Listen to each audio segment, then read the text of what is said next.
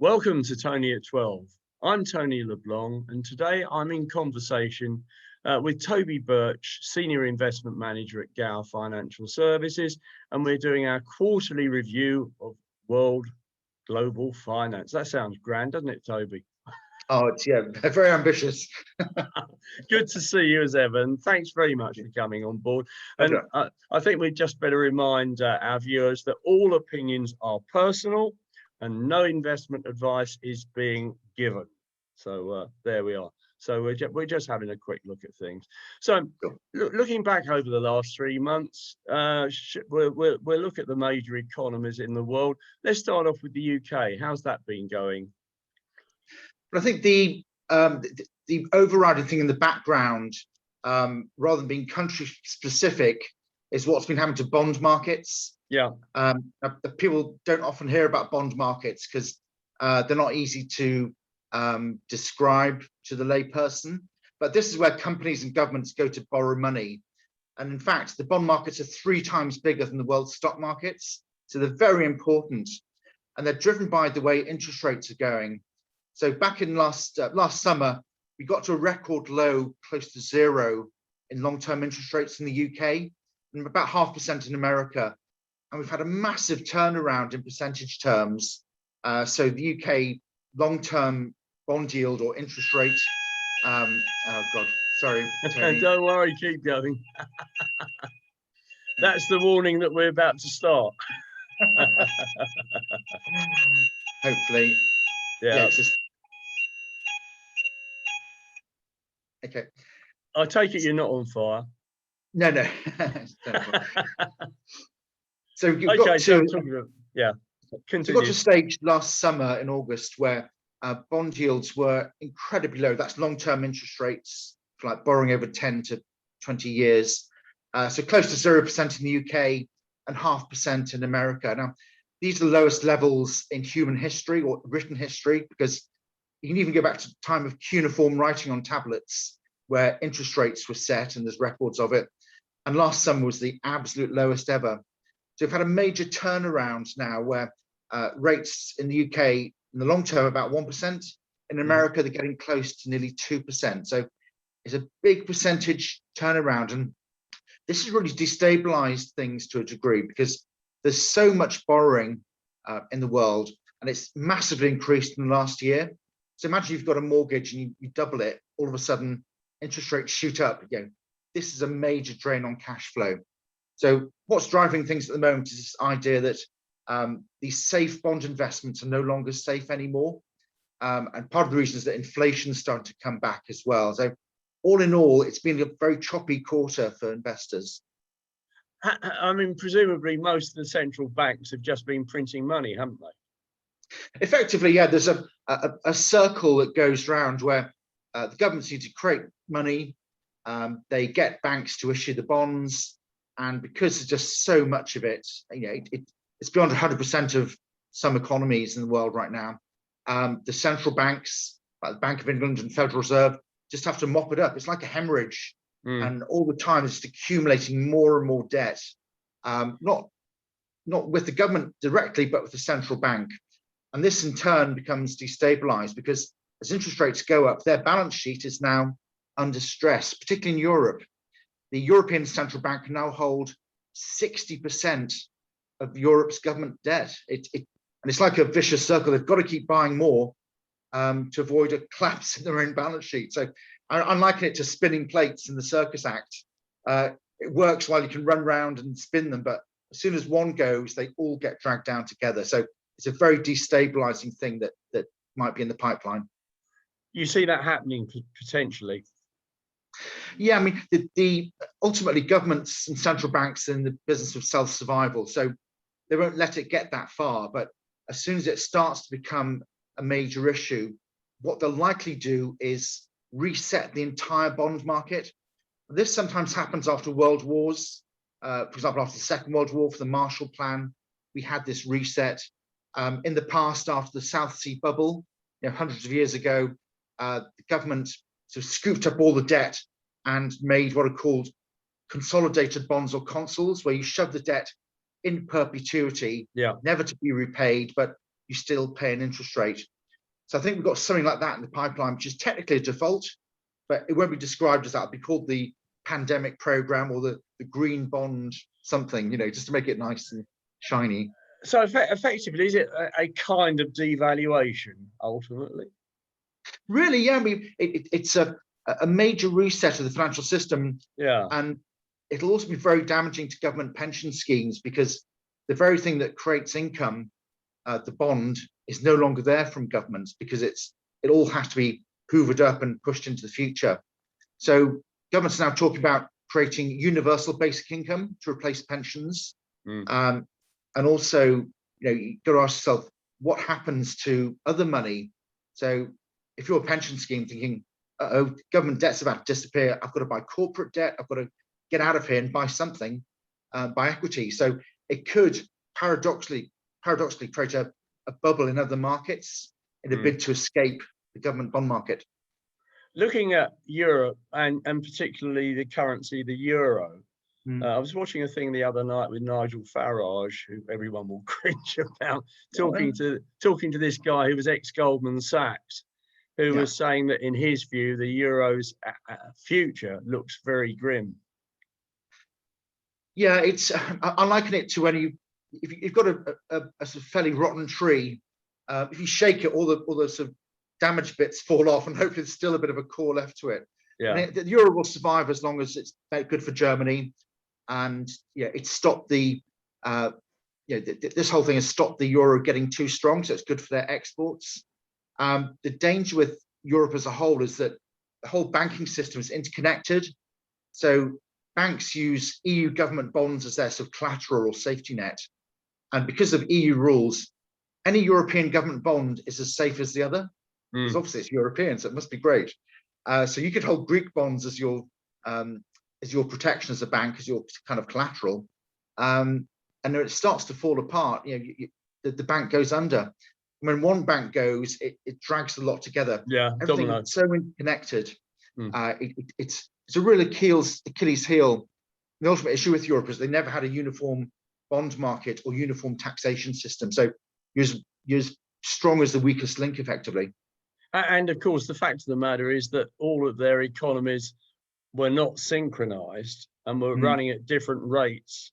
And as a result of that, whilst one or two of them may be doing very well, others aren't. So, I don't see how you square the circle on that one.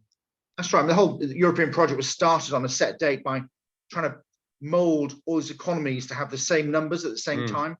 It's a bit like when I was running the Guernsey 10-kilometer race the other day. We all had the same start point. I won't say where I came, but it's towards the back. You weren't in the lead. No, not quite. We all have our place, but yes, you can't keep a pack of people or countries together artificially. It just doesn't work. No. I was pleased to see that the UK FTSE 250 is back to where it was before the COVID.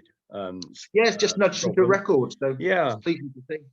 And of course, you've always said in the past that's the better barometer to use rather than the FTSE 100.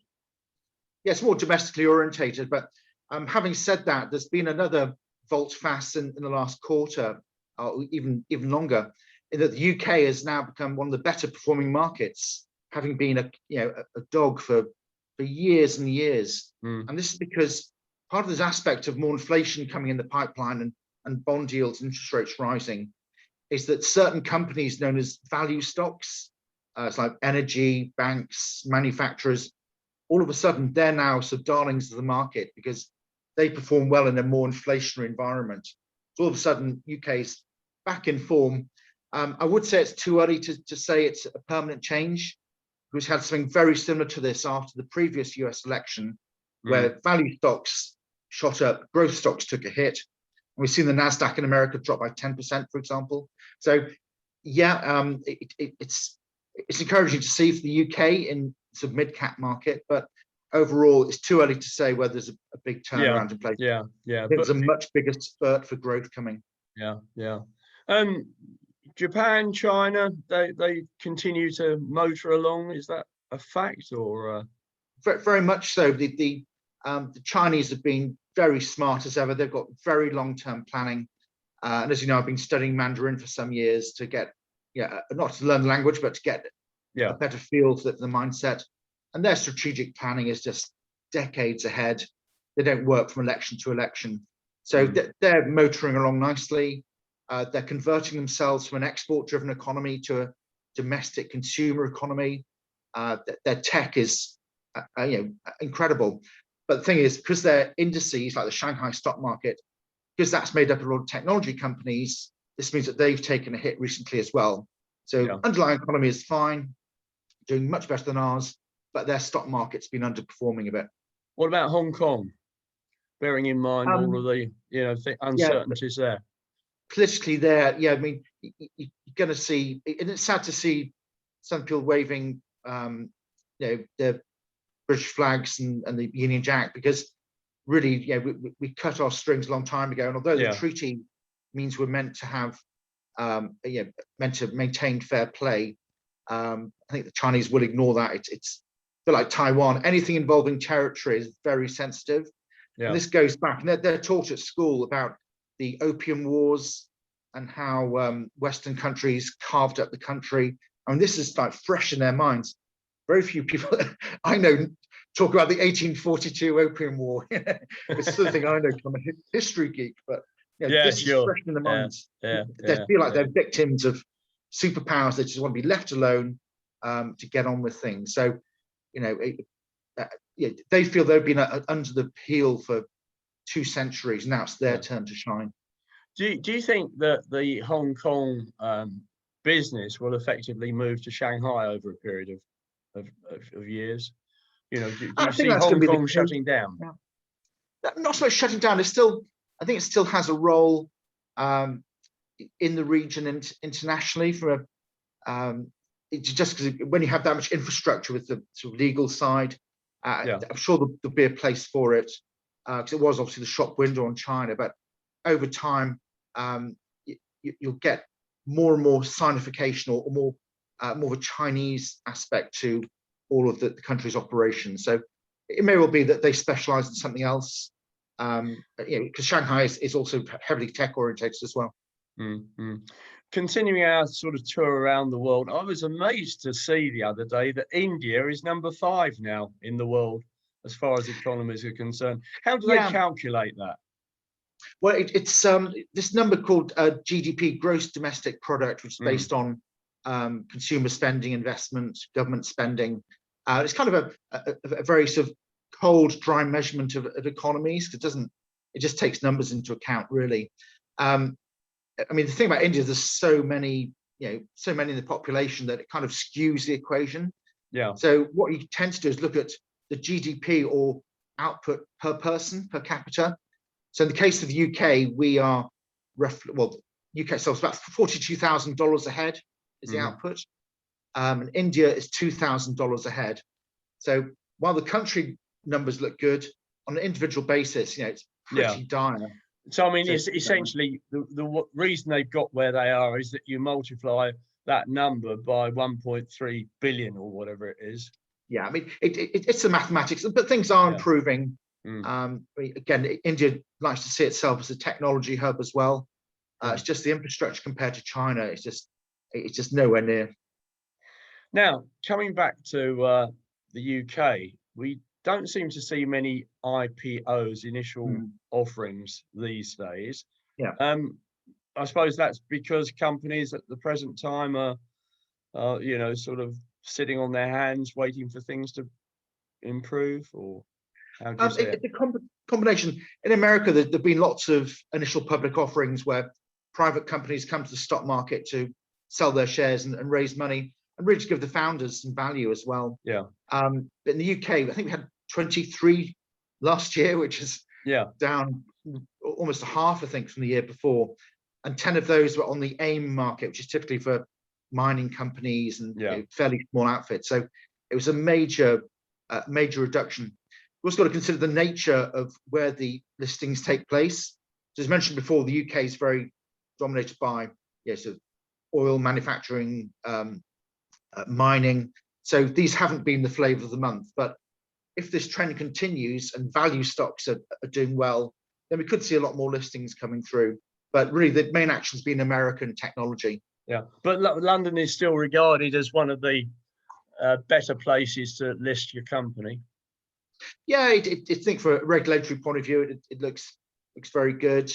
It just, again, you got talking about Hong Kong. London's got this infrastructure behind it. There's some really good brokers out there. I'm a non-executive director on a gold mining fund, aside from my main day job at Gower. Yeah. And yeah, the brokers that we used to raise money were superb, absolutely, but really, really, a pleasure to work with.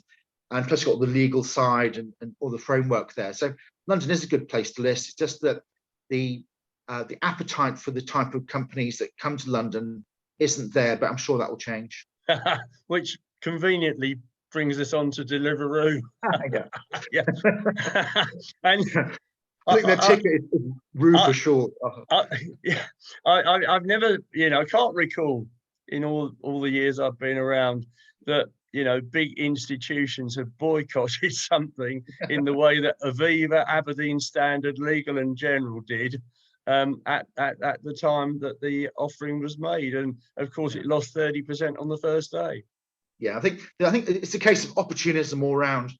On the part of Deliveroo, I mean, I doubt they'll ever be this strong in terms of sales and numbers, and it's opportunistic to come to the market and raise money now. So that's not very fair on investors. On the flip side, these big institutions are taking part in a bit of virtue signaling as well, because this ESG and corporate governance is all the rage, and no one's talking about anything else. So they can come out and say, "Oh, well, they exploit workers, and we're not going to take part." The thing is that they wouldn't take part anyway because the mathematics. But they can now bolt on this idea that they're very woke and friendly. I mean, to be fair, the exploitation side is there. We're seeing some strikes by delivery workers. Because they end up on less than minimum wage. But this is the type of virtual company almost where what you don't want, like Uber, you don't want to have a fleet of cars or assets. All you want is a brand, a service, and your revenues. And and that's kind of in textbook, that's the ideal company to have. But in reality, you get awful lot of exploitation. So I do get it, why these institutions are doing it, but they wouldn't have done it anyway. Yeah, the thing is, of course, how do you actually calculate the value of a company that hasn't actually got too much in the way of assets, has never made a profit, and possibly, exploits the people that are involved with it? I mean, presumably the investment bankers that underwrote the issue would have said to them, "Well, we think it's worth X." But as it turns out, it was X minus 30. Yeah, I mean, it's their job to create a story. I mean, I think that the sort of long-range forecast was for double the size of the initial offering in terms of value. But it is their job to push these shares. And they get paid a hefty fee. The downside for the likes of Goldman Sachs is that if the issue doesn't get fully subscribed, they're left with the shares, and they've got left with the pup. So there's a negative to it, and they're reaping that. So they've taken the hit on that one.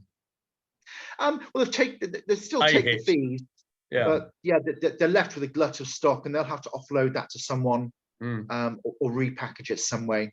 But that's the nature of the beast, and it's investment bankers who come up with these values and forecasts. And to be fair, if you look back 20 years, the original tech stocks, when they had very high valuations, they were justified in those days because they're now coming through. And of course, we remember it because they really did crash. It was called the dot-com bubble, wasn't it? Yeah. And a lot of people lost a lot of money on it. For sure. Sorry, Toby.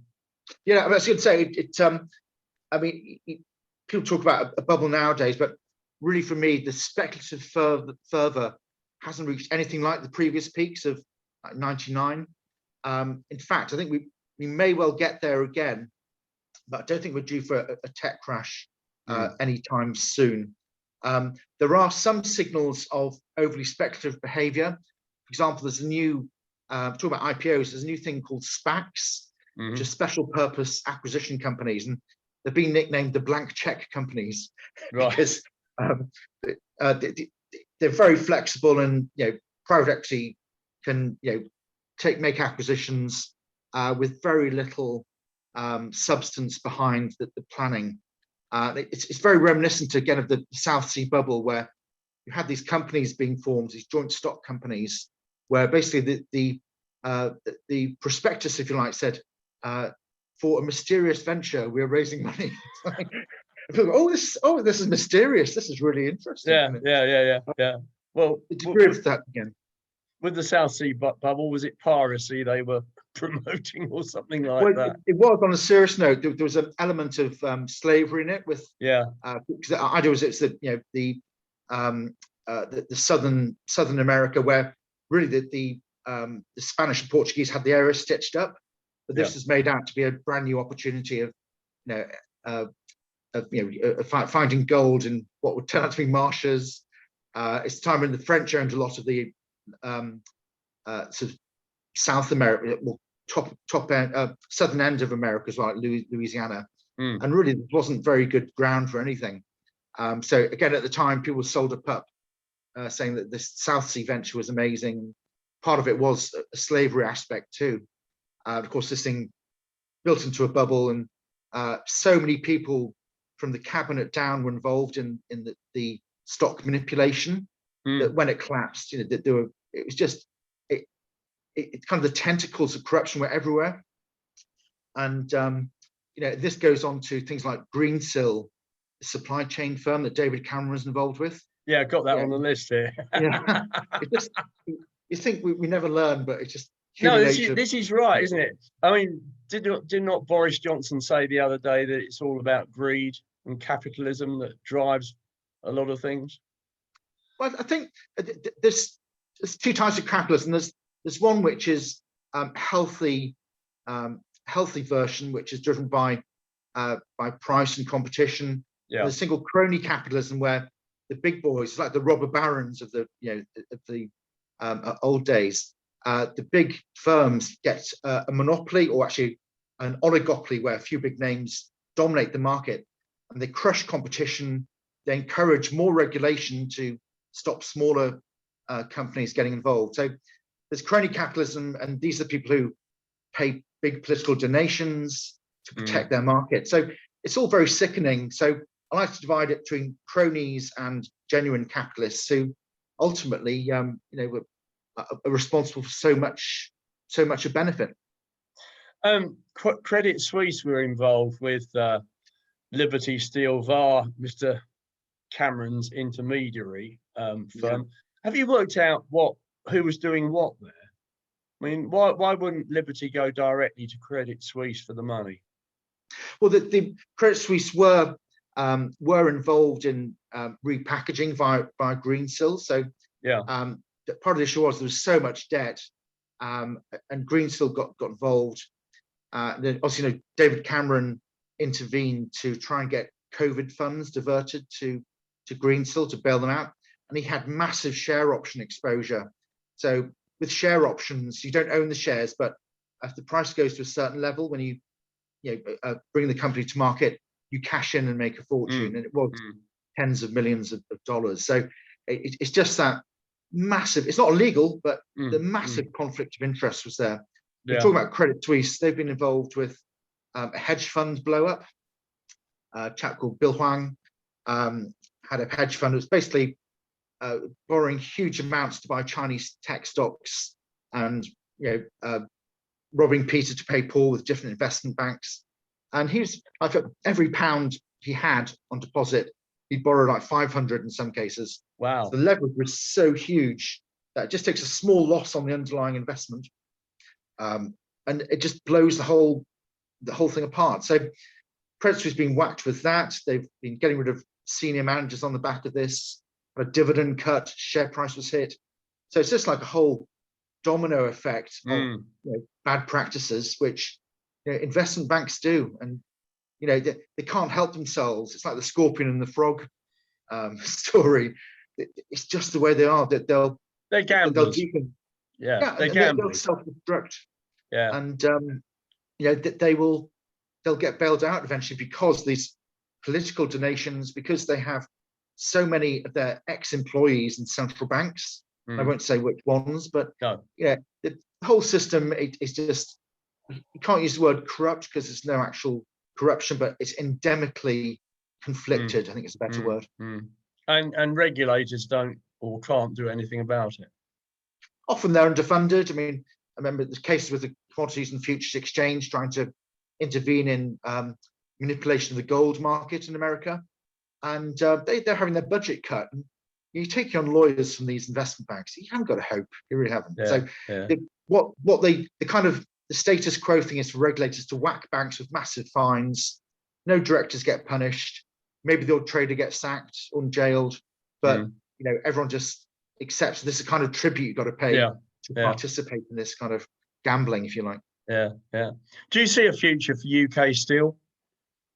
Well, Liberty Steel were a major player in the UK, and without them, it's going to affect capacity. I mean, sadly, it has a direct impact on our defence as well. So, the new class of submarines coming out hasn't, as far as I know, used much British steel. It's heartbreaking in a sense, but at the same time, the more you regulate and have carbon targets on steel production, the contractors just say, well, okay, we'll go to India, we'll go to another country and get cheaper steel. And it reminds me of the 1980s when also had the big conflict with coal miners, and it just ends up you imported coal from Australia rather than Britain, because there's so much embedded cost and protection. It just makes it's uneconomic. So in that sense, it's a creative destruction that takes place. Am I right in thinking the Australian imports at that time were cheaper than the home produced product? Oh yeah. With shipping as well. Now, something I think the viewers will like to have your view, well, not your views, your advice on, is this question of dividend yield. Because I was looking the other day at Questa, and they were saying Legal and General, based on their present dividends, showing a 6% yield. But what I can't understand is, of course, that there's no guarantee that dividend's going to be paid next time round. That's right. It's purely backward looking. So you've got a share price of £100 and it paid a £5 dividend last year. That's a 5% dividend yield. It could be that the company drops by half to £50. In theory, they're still paying a £5 dividend. So that looks like a massive yield. That's now 10% yield. And it's like, what a great stock to buy. But in fact, it's called a value trap. So although the dividend yield looks good because it's based on history, in fact, the share price is telling you all you need to know. So often it's best to avoid big dividend yield payers like the banks because it's based on the past. Sometimes you're better off having a lower dividend yield, but a company that's got better growth prospects, because they're more likely to maintain or enhance the dividends. Whereas that's the point, isn't it? The other one might cut their dividend altogether. So the answer to that one is beware. You think about a set of lever arm scales. So the yield is fixed on one side, but the share price goes up and down on the other. And that affects the percentage yield. So the share price is down, the percentage is big. The share price is up, the percentage is quite small. So just think of it visually like that. Okay, fine. Right, let's get on to COVID and sectors hit. Equities have obviously repaired themselves reasonably well, but commercial property is still a big question mark. I was listening this morning, and they were saying that HSBC are going to keep, a percentage of their staff at home because they found that's better. Also, I think JP Morgan are talking similarly. So that's going to leave a big gap in commercial property. No one actually there to pay the rent. I mean, ultimately, the banks will have to try and renegotiate their leases with the landlord, and that could have a lot of repercussions financially. They might not be able to. So then again, in 5 years' time, that's when it could get problematic for landlords and property owners, and for that matter, property funds. My main issue with with banks, having worked for some in the past, is that the hierarchy in the banking system is a lot about control. Yeah. And the idea of people having the liberty to work from home flexibly really goes against the grain for some of these, shall I say, more controlling characters. Because sociopath would be too cruel, I think, a word. But if you're not, if you're not actually in the office, could there be an element of potential fraud? That's a very good point as well. There's more risk of cyber attack for sure. Yeah. So even though you're logged on remotely, who knows what's tracking your key tapping, for example, when you plug in your password to your remote system. I mean, there are obviously lots of multi-authentication methods around this, but yeah, that's a risk. Also, electronic signatures. Just physical control. In some cases, banks need control to sign off payments, and you do that internally. You see the whites of people's eyes. Yeah. So yeah, very, very good point. That is a risk. Yeah. So going back to property, for me, it's people are always good at reinventing things. I know the high street's half dead, but yeah, you just never know what's around the corner. You really don't. No. Brexit, do you see anything coming out of the recovery there? Because we had a lot of people saying, "Oh, it's the end of the world," etc., etc. But we seem to plod on. Yeah, I think if you look at the vaccines, for example, this has become, it's really shown the weakness in Europe in terms of the bureaucracy. And also, it's like a punishment culture. If you don't deliver your supplies, we'll requisition your factory. I mean, this is very worrying, and it's very scary for multinationals. Yeah, yes. But I've got a house in France. I'm thinking, it's all about, particularly in the case of UK, punishing Britain for leaving, because this is a massive hole in the budget, and everyone's looking around thinking, how do we get this back? So the bureaucracy of trying to get into France now, the conditions for accidentally becoming a French resident are now, very easy to fall into as a trap.